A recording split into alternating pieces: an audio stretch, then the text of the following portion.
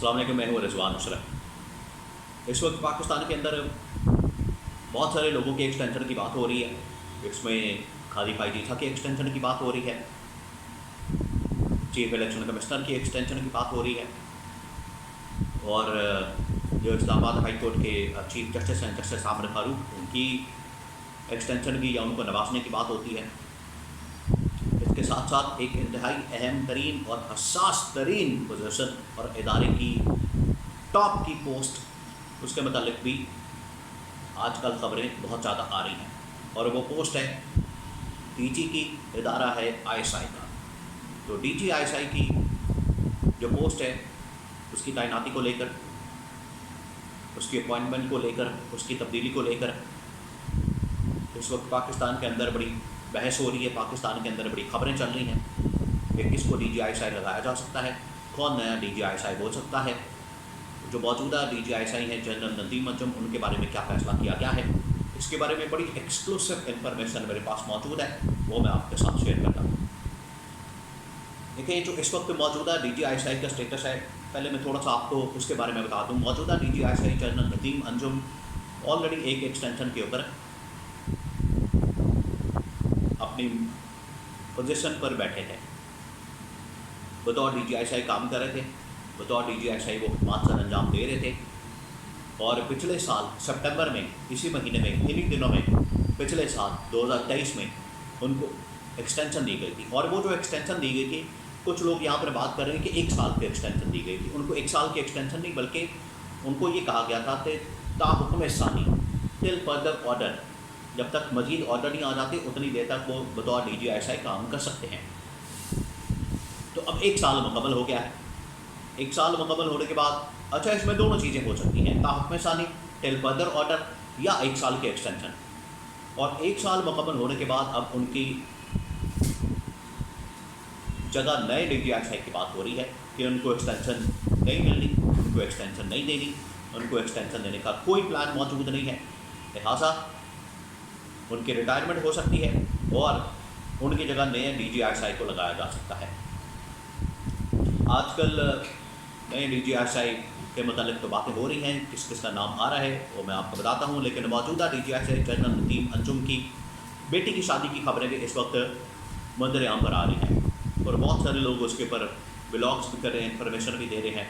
वो तो खैर एक पर्सनल सी चीज़ है, वो तो एक उनका ख़ानदानी मामला है, वो तो एक फैमिली मैटर है, तो उसके ऊपर कुछ ज़्यादा बात करने की ज़रूरत नहीं। हाँ, ये उसके अंदर ज़रूर एक पहलू है जिसकी वजह से एक ख़बर के तौर पर बन रहा है, वो ये कि डीजी आईएसआई की बेटी की शादी जो है वो सिटिंग पीटीआई के एमपीए, पंजाब असम्बली से सिटिंग पीटीआई के एमपीए उनके बेटे के साथ हो रही है। तो ये यहाँ से ये ख़बर का पहलू निकलता है, क्योंकि वो डीजी आईएसआई हैं और उनका पीटीआई के मतलब या इमरान खान के मतलब जो भी नुक्ता नज़र है या नज़रिया है वो सबको पता है।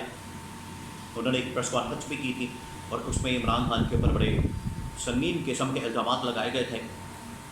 तो वहाँ से उनकी अप्रोच और वहाँ से उनके माइंडसेट का और वहाँ से उनकी जो जहनीत है या उनका जो नज़रिया है पीटीआई से मतलब, उससे अंदाज़ा होता है। इस वजह से ये वाला जो पहलू है, इसको लेकर तो बड़ा डिस्कस किया जा रहा है कि उनकी बेटी की शादी पीटीआई के सिटिंग एमपीए, जो पंजाब असम्बली के अंदर इस वक्त एमपीए है, उनके बेटे के साथ हो रही है, जिनका लोधरा से ताल्लुक़ है। इसके अलावा उसके अंदर कोई ऐसी बात नहीं है। वो एक फैमिली फंक्शन है, फैमिली मैटर है, और हर इंसान की ज़िंदगी में इस तरह के मामला होते हैं, वाक़यात होते हैं, इस तरह की चीज़ होती हैं, तो ये नॉर्मल चीज़ है ये। लेकिन इसके अंदर ख़बर का एक पहलू मौजूद है। बहरहाल, अब DG ISI general Nadeem Anjum, उनकी रिटायरमेंट अगर होती है, जो कि होने जा रही है, और इसी महीने के अंदर ये वाला जो अगला हफ्ता शुरू हो रहा है, ये बड़ा अहम हफ्ता है, क्योंकि इसके अंदर तरमीम के हवाले से बहुत सारी डेवलपमेंट्स होनी है। अदलिया के महाज के ऊपर बहुत सारे मामला खुले हुए हैं, और उधर डीजी आईएसआई की तैनाती के मतलब भी अब खबर है कि इसी हफ्ते के अंदर हो सकती है, ये जो अपकमिंग वीक है। अब इसमें डीजी आईएसआई के लिए मुख्तलिफ नाम लिए जा रहे हैं, मुख्तलिफ लोगों के नाम सामने आ रहे हैं। अब इसका तरीक़ेकार क्या है, किस तरीके से लगता है, वो मैं आपको बता देता हूँ। फिर उसके बाद एंड पर मैं आपको बताता हूँ कि किसका नाम लिया जा रहा है और किसको DGISI लगाया जा सकता है। असल में ये जो पोजीशन है DGISI की, ये बराह रास्त रिपोर्ट करता है प्राइम मिनिस्टर को, वज़ीर आज़म को। और DGISI की जो पोजीशन है, पोस्ट है, ये हमेशा से एक सूरत हाल पैदा करती है, सिचुएशन पैदा करती है, और उसकी वजह से कोई ना कोई मसला ज़रूर होता है, और उसके ऊपर जो है बोन ऑफ कंटेंशन भी बना है।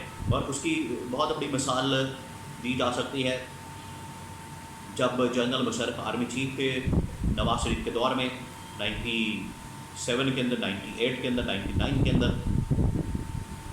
तो उन दिनों में जो DGISI थे वो जनरल ज़ियाउद्दीन भट्ट थे। तो जनरल मुशर्रफ को हटा दिया गया, और उसके बाद जो DGISI थे जनरल ज़ियाउद्दीन भट्ट, उनको आर्मी चीफ लगा दिया गया था।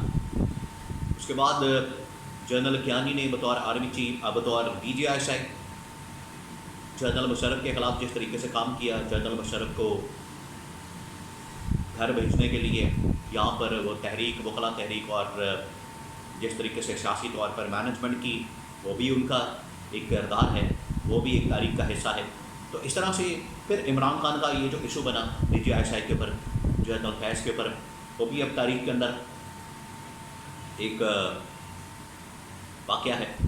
इस वजह से ये DGISI की पोजीशन बड़ी अहम होती है, और ये बराह रास्त रिपोर्ट करती है किसको, प्राइम मिनिस्टर को। तो प्राइम मिनिस्टर बड़ा कंफर्टेबल फील करता है कि अगर उसकी मर्ज़ी का, अपने मतलब का, अपनी चॉइस का कोई भी DGISI होता है। और इसी मकसद के तहत जो मौजूदा प्राइम मिनिस्टर हैं शहबाज शरीफ, वो इस वक्त इनके साथ राब्ते में है, नवाज शरीफ के साथ, ताकि अपनी मर्ज़ी का कोई ना कोई DGISI लाया जा सके। और जब ये आए थे 2013 में, नवाज शरीफ प्राइम मिनिस्टर बना था, उस वक्त भी इन्होंने अपनी मर्ज़ी के 1-2 DGISI लगाए थे। बहरहाल उसके बाद जाके पहले जनरल ज़हीरुल इस्लाम थे, उसके बाद इन्होंने एक अपनी मर्ज़ी का DGISI लगाया, उसके बाद और आगे DGISI। और एक मौके पर इमरान खान के स्टार्टिंग के दौर में जनरल आसिम, जो आजकल आर्मी चीफ हैं, वो उस वक्त DGISI थे, और इमरान खान ने फिर रिप्लेस किया था जनरल फैज़ से। तो ये जो DGISI की पोजीशन है, ये बड़ी अहम तरीन पोजीशन है। अब इसमें 2-3 नाम लिए जा रहे हैं। एक इसमें नाम लिया जा रहा है जो रावलपिंडी के कोर कमांडर हैं जनरल शाहिद इम्तियाज़, उनका नाम लिया जा रहा है कि उनको बनाया जा सकता है DGISI। एक है एडजुटेंट जनरल AG, जो GHQ के अंदर होते हैं, जिनका नाम है जनरल आसिम मलिक, उनका भी नाम लिया जा रहा है कि उनको DGISI लगाया जा सकता है।